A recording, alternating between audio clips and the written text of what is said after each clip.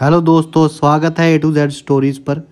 आप हमारे साथ जुड़े रहना चाहते हैं तो हमें सब्सक्राइब कीजिए और बेल आइकन को ज़रूर दबाएं ताकि आपको आने वाली वीडियो की अपडेट मिलती रहे। चीन में 3 फ़कीर हुए हैं। उन्हें तो लोग कहते ही थे लाफिंग सेंट्स। वे हंसते हुए फ़कीर थे। वे बड़े अद्भुत थे क्योंकि हंसते हुए फ़कीर ऐसा होता ही नहीं है, रोते हुए ही फ़कीर होते हैं। वे गांव-गांव जाते, अजीब था उनका संदेश। वे चौराहे पर खड़े हो जाते और हंसना शुरू करते। एक हंसता, दूसरा हंसता, तीसरा हंसता और उनकी हंसी एक दूसरे की हंसी को बढ़ाती चली जाती। भीड़ इकट्ठी हो जाती और भीड़ भी हंसती और सारे गांव में हंसी की लहरें गूंज जाती। तो लोग उनसे पूछते, तुम्हारा संदेश? तो वे कहते कि तुम हंसो, इस भांति जियो कि तुम हंस सको, इस भांति जियो कि दूसरे हंस सके, इस भांति जियो कि तुम्हारा पूरा जीवन एक हंसी के फुहारा हो जाए। इतना ही हमारा संदेश है। और वे हंसकर हमने कह दिया, अब हम दूसरे गांव जाते हैं।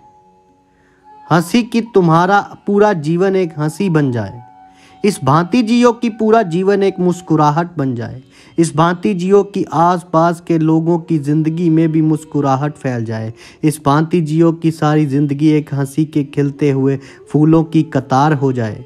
हंसते हुए आदमी ने कभी पाप किया है? बहुत मुश्किल है कि हंसते हुए आदमी ने किसी की हत्या की हो, कि हंसते हुए आदमी ने किसी को भद्दी गाली दी हो, कि हंसते हुए आदमी ने कोई अनाचार, कोई व्यभिचार किया हो। हंसते हुए आदमी और हंसते हुए क्षण में पाप असंभव है। सारे पाप के लिए पीछे उदासी, दुख, अंधेरा, बोझ, भारीपन, क्रोध, घृणा, ये सब चाहिए। अगर एक बार हम हंसती हुई मनुष्यता को पैदा कर सकें तो दुनिया के 90% पाप तत्क्षण गिर जाएंगे। जिन लोगों ने पृथ्वी को उदास किया है, उन लोगों ने पृथ्वी को पापों से भर दिया है। वे तीनों फ़कीर गांव-गांव घूमते रहे। उनके पहुंचने से सारे गांव की हवा बदल जाती। वे जहां बैठ जाते वहां की हवा बदल जाती। फिर वे तीनों बूढ़े हो गए। फिर उनमें से एक मर गया फ़कीर। जिस गांव में उसकी मृत्यु हुई, गांव के लोगों ने सोचा कि आज तो वे ज़रूर दुखी हो गए, आज तो वे ज़रूर परेशान हो गए होंगे। सुबह से ही लोग उनके झोपड़े पर इकट्ठे हो गए, लेकिन वे देखकर हैरान हुए कि वे फ़कीर जो मर गया था, उसके मरे हुए होंठ भी मुस्कुरा रहे थे और वे दोनों उसके पास बैठे और हंस रहे थे। तो लोगों ने पूछा, ये तुम क्या कर रहे हो? वे मर गया है और तुम हंस रहे हो। वे कहने लगे, उसकी मृत्यु ने तो सारी ज़िंदगी को हंसी बना दिया। Just a joke. आदमी मर जाता है, ज़िंदगी एक जोक हो गई है, एक मजाक हो गई है। हम समझते थे कि जीना है सदा, आज पता चला कि बात गड़बड़ है।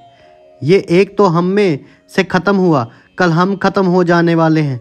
तो जिन्होंने सोचा है कि जीना है सदा, वे ही गंभीर हो सकते हैं। अब गंभीर रहने का कोई कारण ही ना रहा।